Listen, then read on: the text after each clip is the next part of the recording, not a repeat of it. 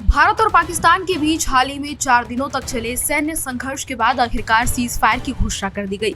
लेकिन इससे पहले भारत ने ऑपरेशन सिंदूर के तहत पाकिस्तान के खिलाफ जबरदस्त सैन्य कार्रवाई की, जिसमें पाकिस्तान को भारी नुकसान उठाना पड़ा। इस ऑपरेशन में भारत ने विशेष रूप से पाकिस्तान के कब्जे वाले पीओके में खास तौर से आतंकी ठिकानों को निशाना बनाया और वहां पर पूरी तरह तबाही मचा दी।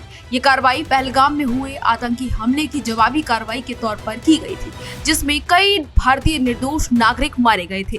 इस घटनाक्रम के बाद प्रसिद्ध संस्कृत विद्वान और आध्यात्मिक गुरु जगत गुरु स्वामी रामभद्राचार्य ने एक इंटरव्यू में कहा कि ऑपरेशन सिंदूर वास्तव में पहलगाम हमले का करारा जवाब था। ये कार्रवाई इतनी प्रभावी थी कि पाकिस्तान को फिर से उभरने में 1 सदी लग सकती है। उनकी इस टिप्पणी ने ये साफ कर दिया है कि किस तरीके से पाकिस्तान को नुकसान उठाना पड़ा है।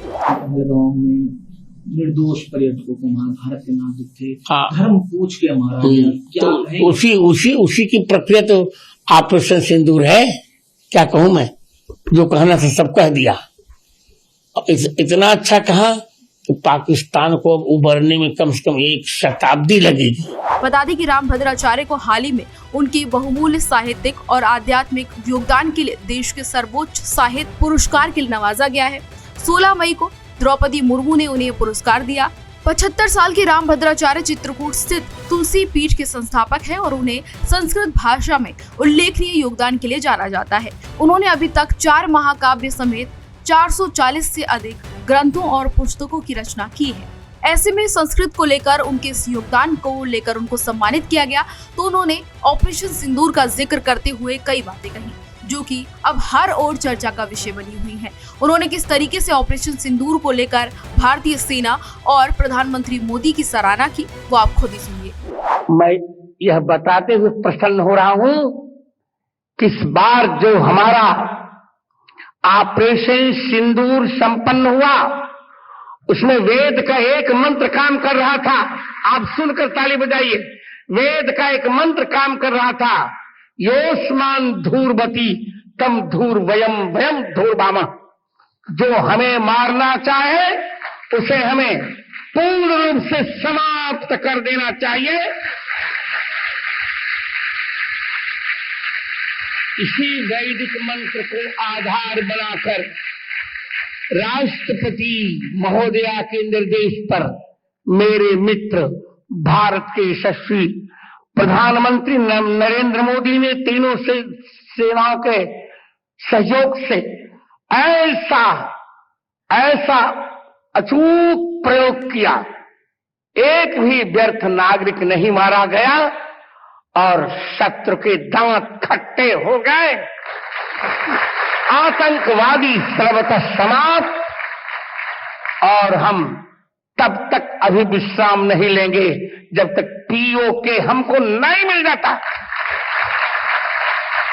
मित्रों, मैंने कुछ नहीं गाया। शेर, आप गंभीरता सुनिए। शेर, शायरी, कव्वाली कुछ नहीं गाया। मैंने मनोरंजन नहीं किया। आप मेरी बात सुनने देंगी महोदया को तो अच्छा लगेगा। मैंने मनोरंजन नहीं किया, मन का रंजन नहीं किया। अपनी साहित्यिक रचना से मैंने राष्ट्र रंजन किया है। और मैं ये मानता हूं कि राष्ट्र देवो भव की अवधारणा ही हमारी मूल अवधारणा है। यदि वेद ने 4 को देवता माना, मातृदेवो भव, पितृदेवो भव, अतिथि देवो भव, आचार्य देवो भव, तो मैं एक पंचम प्रस्थान उपस्थित करता हूं, राष्ट्र देवो भव। हमारे वेद ने कहा, प्रादुर्भूतोस्मि राष्ट्रेस्मिन् कीर्तिमृद्धिम ददाति में।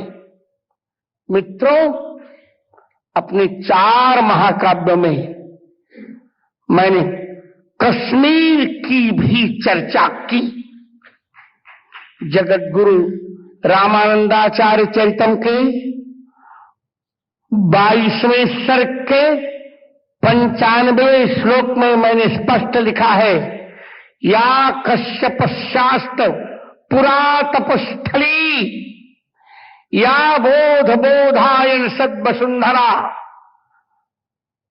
सा सामेद्य कश्मीर मनोज्ञ मेदिनी, सामेद्य कश्मीर मनोज्ञ मेदिनी, समदृश्यते मान समदृश्यते शोणित मांस मेदिनी।